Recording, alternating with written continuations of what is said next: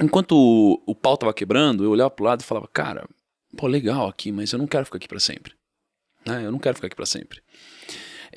De repente, o não quero ficar aqui para sempre, ele veio acompanhado de eu quero trabalhar no mercado financeiro.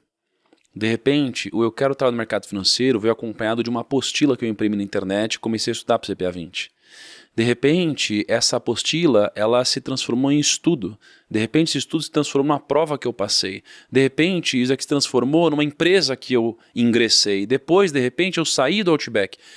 Ou seja, qual que foi o meu resultado, no final das contas? Eu estava trabalhando onde eu queria. Mas onde tudo isso começou? No meu pensamento, não é? Então, quando a gente tem um erro na empresa ou a gente quer mudar nosso resultado, o que geralmente o gestor faz? Ele muda o processo. Só que mudar o processo para tentar acertar o resultado, muitas vezes é tão relevante quanto você tomar um remédio para curar uma doença. Porque se eu estou resfriado e eu tomo um remédio, eu passo. Só que aí eu fico resfriado de novo, tomo remédio, eu passo. E eu descubro que eu tomo pouca água. E aí eu sempre vou ter a mesma doença. Então, se eu mudar o processo, eu vou mudar temporariamente o resultado. Mas se eu quiser mudar o resultado genuinamente, eu vou precisar mudar algo que vem muito antes disso. Qual que é a real causa? Que é o quê? É a raiz, cara. A raiz na nossa vida é o pensamento. A raiz na empresa é a cultura. E o pensamento, ele é muito importante de ser cultivado. Porque se você olha para uma planta que tem vida e você rega ela com água, ela vive. Se você não rega ela com água, ela não vive. Então, qual que é o segredo? É o cultivo. E quando a gente está numa empresa, e aí eu vou traçar um paralelo agora com, por exemplo, religião, né?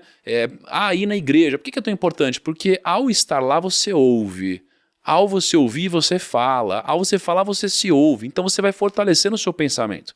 E quando você faz isso, você acaba fortalecendo também a sua ação, a sua atitude.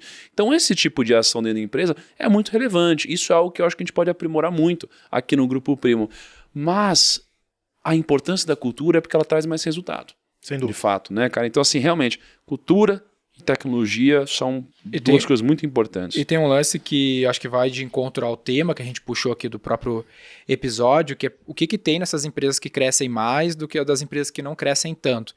E aí é um lance que eu observo, assim, tendo contato com muito empreendedor, é que na origem do negócio, quando o empreendedor aí cria o negócio, normalmente o objetivo dele não é criar um negócio, né? O objetivo dele é se dar um emprego. O cara fala assim, pô, eu tô aqui, quem sabe eu começar a empreender agora, eu vou ganhar um pouquinho mais de dinheiro e vou ter tempo livre. Ele tem essa ilusão aí no começo, como a gente sabe, né? Aí ele vai lá e começa, ele pensa, o que eu sou bom? Pô, eu sou bom em finanças, vou montar um escritório. Sou bom em cozinhar, vou montar um negócio de cozinha e vender no iFood. Vai fazer o que ele sabe fazer e aí ele começa a ganhar um dinheirinho, 5 mil, 10 mil, 15 mil, 20 mil. E aí ele tá ganhando daqui a pouco 30 mil. Um negocinho micro. Já é o suficiente para ganhar 30 mil, né? Olhando para o tamanho do mercado.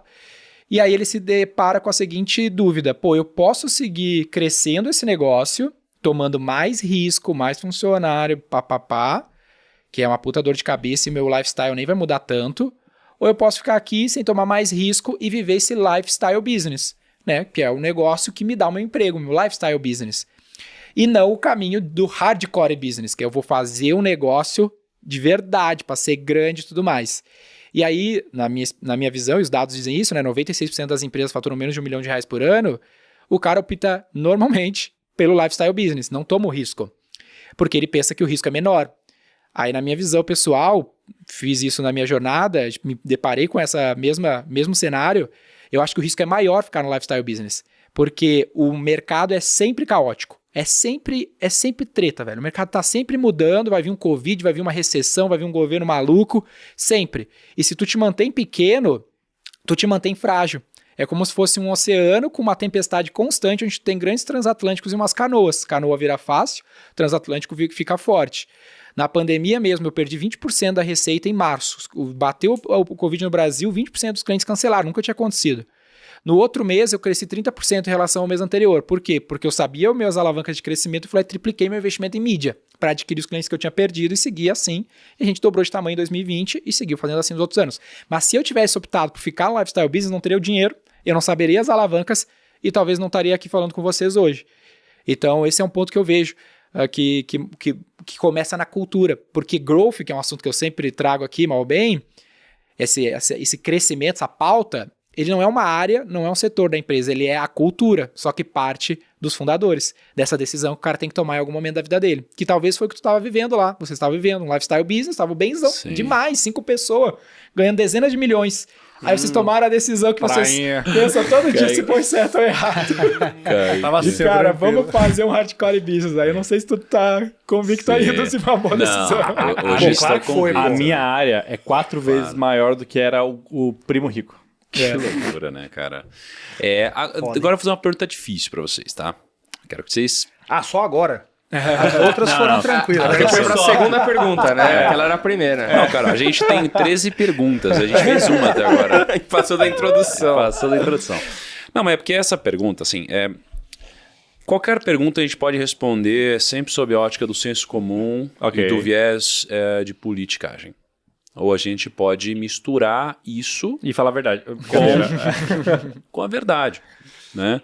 E aí eu tenho opiniões muito impopulares, eu acredito, né? E eu acho que essas opiniões populares de fato me trouxeram até aqui, porque se as minhas opiniões fossem populares, eu estaria concordando com o que a maioria faz, logo eu faria o que a maioria faz, logo eu teria o que a maioria tem, né? Então, pelo fato de eu ser uma pessoa muito diferente, ter coisas muito diferentes, e isso tudo ser fruto de opiniões muito diferentes, eu geralmente tenho que defender muito mais as minhas argumentações, porque eu tenho muito mais oposição ao meu viés filosófico, né? Então eu trago para vocês um questionamento importante. O que é mais relevante para a prosperidade de um negócio? O modelo de negócio ou as pessoas? As pessoas. As pessoas te permitem ajustar o modelo de negócio que está ruim. O modelo de negócio, se as pessoas forem ruins, você pode ter o melhor modelo de negócio que não vai chegar em lugar nenhum. São as pessoas. Agora, não são todas as pessoas. É aquela meia dúzia que faz sentido para a sua empresa. Então, a gente brinca assim, o iFood serve para todo mundo, mas nem todo mundo serve para o iFood. Por quê? Porque talvez esse cara que é muito bom, ele não necessariamente se adeque aqui. Então, as pessoas... Eu tenho convicção, pelo menos dentro da minha experiência, do meu espaço amostral, as pessoas. Mas as pessoas certas, não todas as pessoas. Tem gente que não serve. O Diego, daqui a pouco, não vai servir para o iFood. E o iFood tem que demiti-lo. Tem que recomprar a participação acionária dele e falar, cara, não é aqui mais que serve. Tem que ter essa coragem. E é isso que às vezes que eu acho que as pessoas... Acho que a polêmica tá aí, viu, Thiago? Da minha resposta, que é... Quando a gente fala pessoas, essa não é uma resposta legal. Essa é uma resposta difícil. Porque isso implica em mandar embora a pessoa que não faz mais sentido hoje e amanhã vai ter outra pessoa. Sim.